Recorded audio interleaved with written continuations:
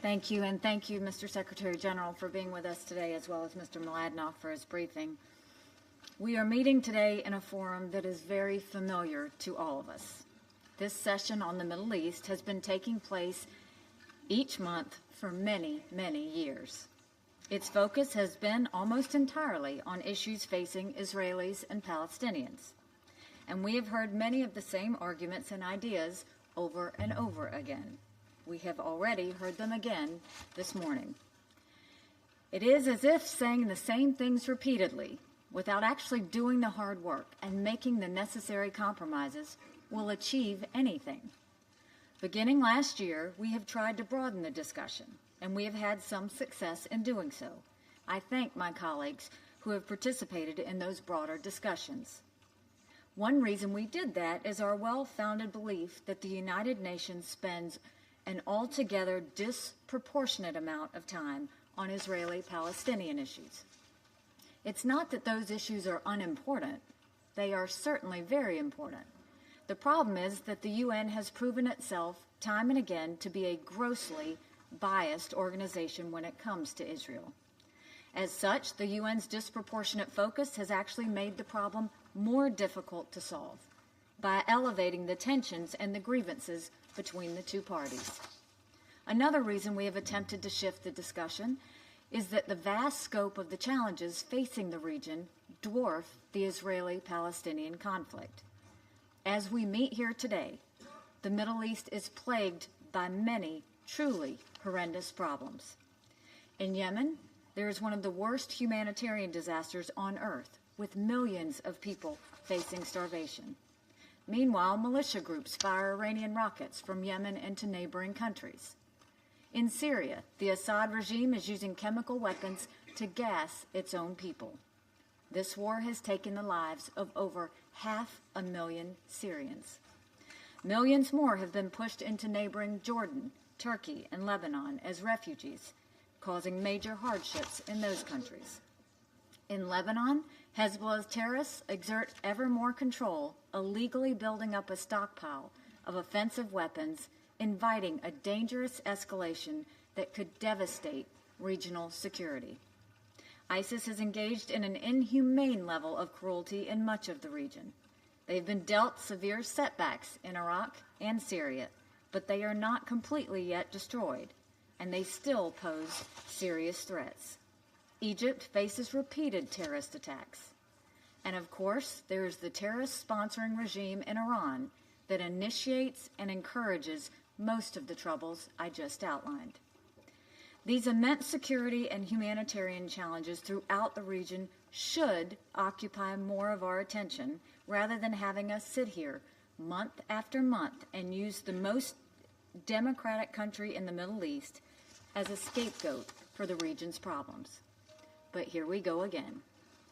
I do not mean to suggest that there is no suffering in the Israeli-Palestinian conflict. Both sides have suffered greatly. So many innocent Israelis have been killed or injured by suicide bombings, stabbings, and other sickening terrorist attacks. Israel has been forced to live under constant security threats like virtually no other country in the world. It should not have to live that way. And yet, Israel has overcome those burdens. It is a thriving country with a vibrant economy that contributes much to the world in the name of technology, science, and the arts. It is the Palestinian people who are suffering more. The Palestinians in Gaza live under Hamas terrorist oppression. I can't even call it a governing authority, as Hamas provides so little in the way of what one would normally think as government services. The people of Gaza live in truly awful conditions, while their Hamas rulers put their resources into building terror tunnels and rockets. The Palestinians in the West Bank also suffer greatly. Too many have died, and too much potential has been lost in this conflict. We are joined here today by Palestinian Authority President Abbas. I'm sorry he declined to stay in the chamber to hear the remarks of others. Even though he has left the room, I will address the balance of my remarks to him. President Abbas, When the new American administration came into the office last January, we did so against the fresh backdrop of the passage of Security Council Resolution 2334. In the waning days of the previous American administration, the United States made a serious error in allowing that resolution to pass. Resolution 2334 was wrong on many levels. I'm not going to get into the substance now. But beyond the substance, perhaps its biggest flaw was that it encouraged the false notion that Israel can be pushed into a deal that undermines its vital interests, damaging the prospects for peace by increasing mistrust between the Israelis and the Palestinians. In the last year, the United States has worked to repair that damage. At the UN, I have opposed the bias against Israel, as any ally should do. But that does not mean I or our administration is against the Palestinian people. Just the opposite is true. We recognize the suffering of the Palestinian people, as I have recognized here today. I sit here today offering the outstretched hand of the United States to the Palestinian people in the cause of peace.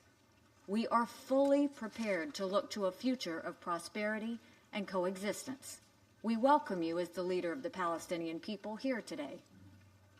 But I will decline the advice I was recently given by your top negotiator, Saeb Erekat. I will not shut up. Rather, I will respectfully speak some hard truths. The Palestinian leadership has a choice to make between two different paths. There's the path of absolutist demands, hateful rhetoric, and incitement to violence. That path has led and will continue to lead to nothing but hardship for the Palestinian people. Or there is the path of negotiation and compromise. History has shown that path to be successful for Egypt and Jordan, including the transfer of territory. That path remains open to the Palestinian leadership, if only it is courageous enough to take it. The United States knows the Palestinian leadership was very unhappy with the decision to move our embassy to Jerusalem. You don't have to like that decision. You don't have to praise it. You don't even have to accept it. But know this, that decision will not change. So once again, you must choose between two paths. You can choose to denounce the United States, reject the U.S. role in peace talks, and pursue punitive measures against Israel in international forums like the UN. I assure you that path will get the Palestinian people exactly nowhere toward the achievement of their aspirations. Or you can choose to put aside your anger about the location of our embassy and move forward with us toward a negotiated compromise that holds great potential for improving the lives of the Palestinian people. Putting forward old talking points and entrenched and undeveloped concepts achieves nothing. That approach has been tried many times and has always failed. After so many decades, we welcome new thinking. As I mentioned in this meeting last month, the United States stands ready to work with the Palestinian leadership. Our negotiators are sitting right behind me, ready to talk. But we will not chase after you. The choice, Mr. President, is yours. Thank you. مندوبة الولايات المتحدة على كلمتها، وأعطي الكلمة الآن